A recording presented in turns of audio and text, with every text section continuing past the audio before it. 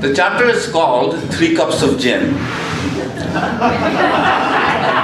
which is the reason I picked it, because, tonight's a great night for that. So I'm going to start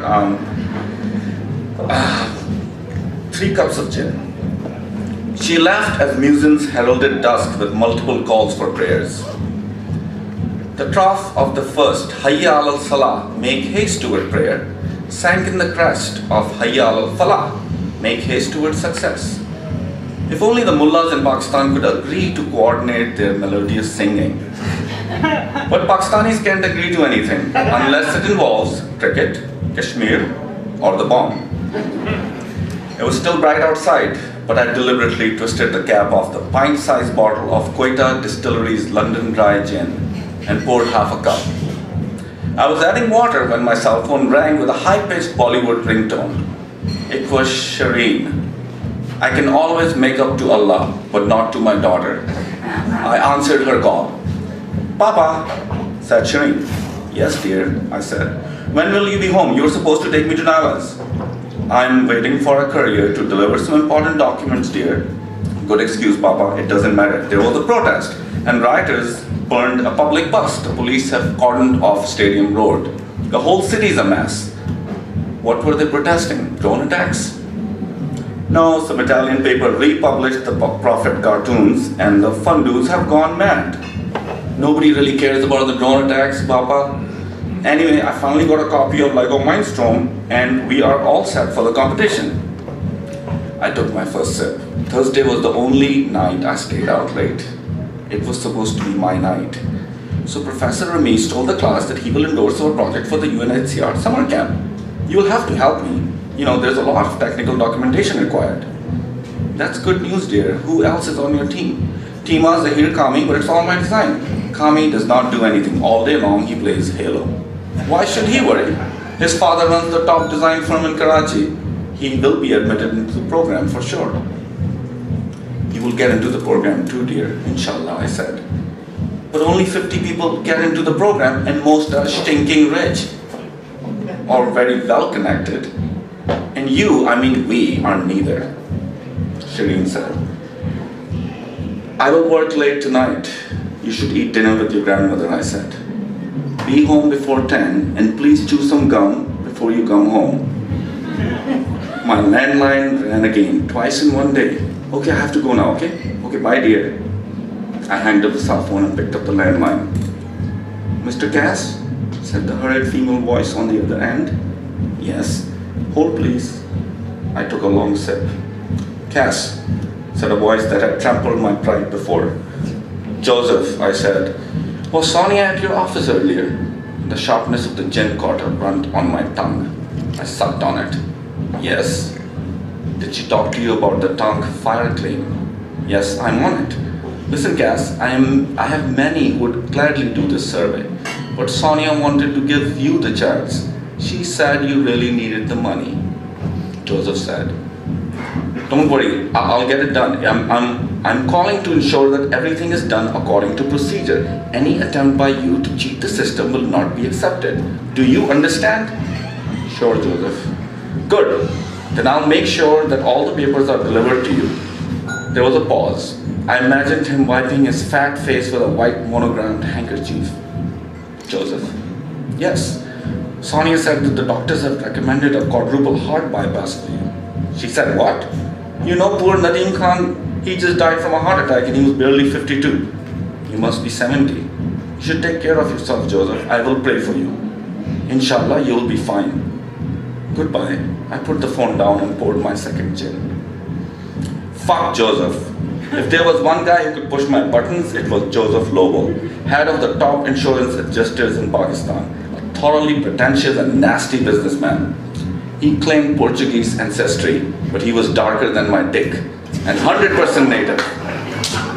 I hated many people when I drank, and lately the list had increased.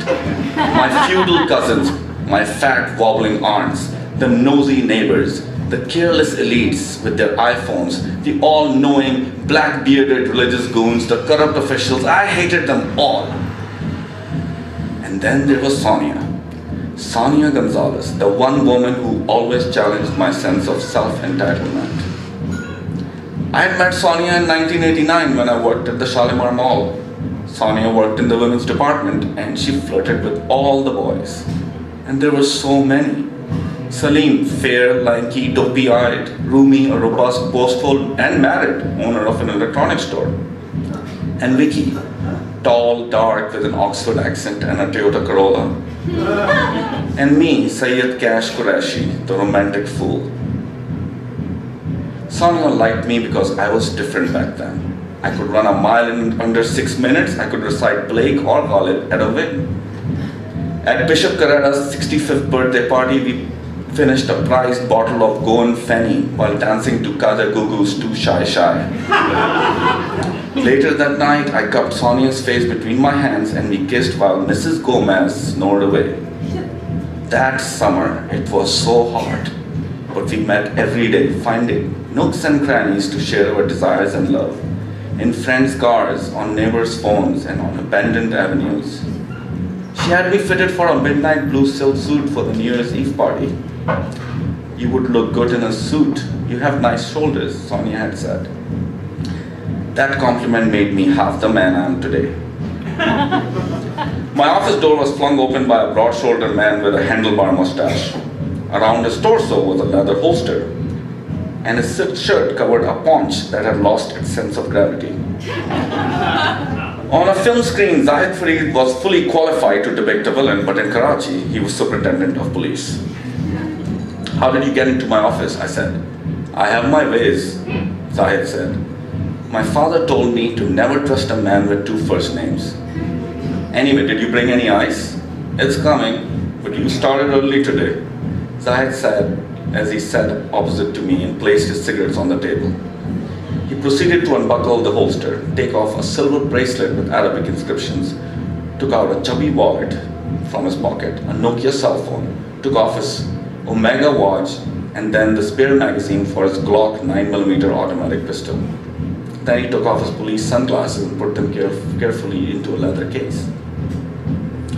So, what made you break your golden rule of not drinking before sunset? I shared the details.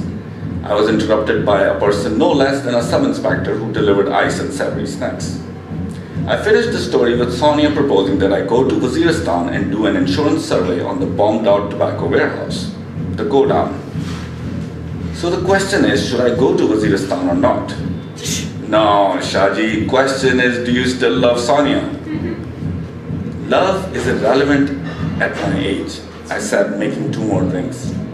More precisely, do you still get it up thinking about her? Come on, admit it. Zahid sniggered. It made him look particularly lecherous, if that was possible. He continued, is she the one you got pregnant? He continued, no, it was Vicky's child, but she told everyone that the baby was mine. I pushed the drink across the table to Zahid. But you helped her with an abortion. Yes, my friend Omar, he used to work at U-Labs. He knew some doctor. He made it happen. I still remember the lady doctor at the clinic scolded me for being careless. It was so embarrassing, and it was not even my child. And then Sonia married Omar. She has been playing you for a fool for a long time, and now you want to go to Waziristan for her. Listen, Zahid, he took care of her. She was in pieces. We were both very young, and I just could not commit to. I lit a cigarette. Even after 2 decades, my ears burned from the memory. So, did you ever fuck her? That's all I care about. I don't think you did. Because she's got you by the balls, Shaji. You are a Sayyid, a prophet's ancestry by lineage, and you are made a proper fool by a promiscuous Catholic girl, Zahid said. Well, at least I get my heart broken by girls rather than adolescent boys, I said. He did not like that. Zahid's tantrums were legendary in the police department, but I decided to press my advantage. I seek your advice as an old friend, and you ridicule me. Everything to you is a fucking joke, Zahid Fareed, because you're a made man. The rest of us can go to hell, I said. So you didn't fuck her. Fine, brother, I'm sorry. Spare me a little humor. So when do you leave? I have not decided yet. It's dangerous. I have a daughter to take care of. I'm not just going to leave for Waziristan. Waziristan, you're not going to spend nights there. It's just a day trip. Listen, I will come along with you. We will party at the mouth of the Indus. It will be amazing. Listen, if I have to go to Waziristan, I go in 2 days' time. Fine, let's meet on the 25th. Let's shake on that, Zahid said. We shook hands. This was drunken talk. I did not expect either of us to follow through. Thank you.